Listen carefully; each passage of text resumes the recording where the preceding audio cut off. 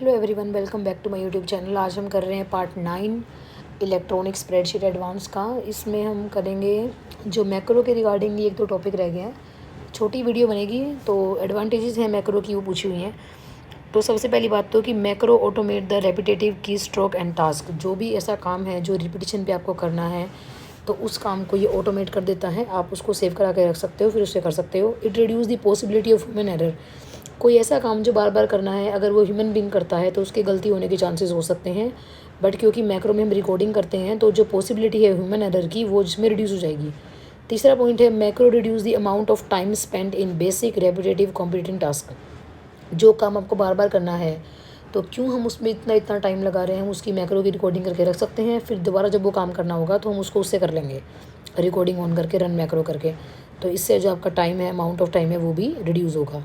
और आपकी जो कॉम्प्लेक्स कॉम्पिटिशन्स हैं उनको हम बड़ा इजीली कर सकते हैं। आपको रीरन करना होगा जब भी, तब भी हम क्या करेंगे, इसको रन कर देंगे सिंपल। तो जो कॉम्प्लेक्स काम है, थोड़े कॉम्प्लेक्स का मतलब होता है थोड़ा जटिल काम या टफ़ काम आप जिसे बोल सकते हैं, तो वो भी आप इसकी मैक्रो की हेल्प से कर सकते हो। तो कोई ये 4 एडवांटेज आप ध्यान रखें। कई बार एग्जाम में 2 नंबर में एडवांटेज पूछ लेते हैं तो वहाँ पे आप लिख पाओगे।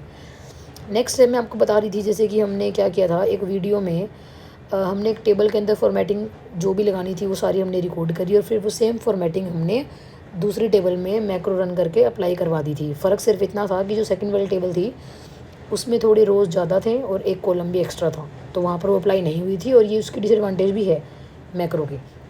तो अब इसमें उन्होंने पूछा है कि जैसे अब जो आपने वो फॉर्मेटिंग रिकॉर्ड करी थी टेबल की, तो जो भी आप फॉर्मेटिंग रिकॉर्ड करते हो वो सारी एक्चुअल में बैकग्राउंड में चल क्या रहा है, उनकी कोडिंग में कन्वर्ट हो जाता है वो। और कोडिंग भी किस लैंग्वेज की कोडिंग, बेसिक लैंग्वेज की कोडिंग। और क्योंकि बाय डिफ़ॉल्ट वाला केस है तो वो सारी किसके अंदर लिखी जाएगी, फंक्शन एंड फंक्शन के अंदर या सब एंड सब के अंदर। तो सब एंड सब के अंदर।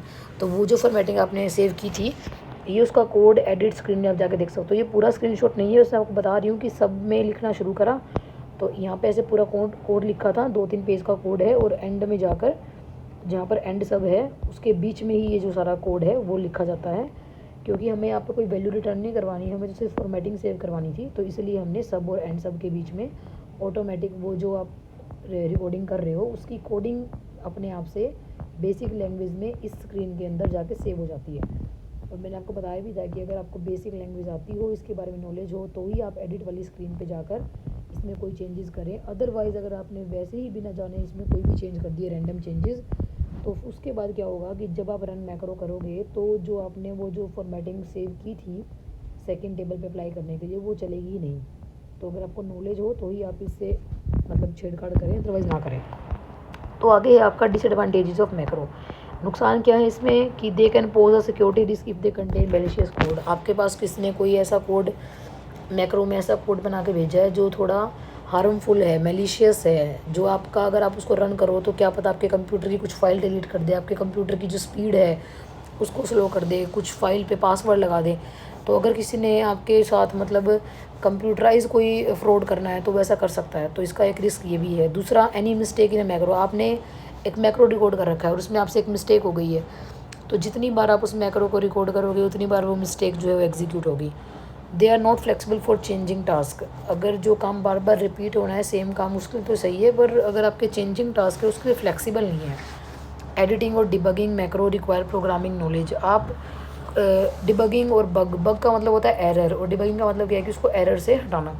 तो अगर आपको एडिटिंग करनी आती है, कोड के बारे में जानकारी है, तो ही आप वो तभी कर पाओगे मैक्रो के अंदर एडिटिंग और डिबगिंग, जब आपको इसकी प्रोग्रामिंग लैंग्वेज जो कि है बेसिक उसके बारे में नॉलेज होगी। अगर आपको नहीं है तो आप नहीं कर पाओगे। तो यहाँ इसके डिसएडवांटेज ख़त्म होते हैं। Thank you.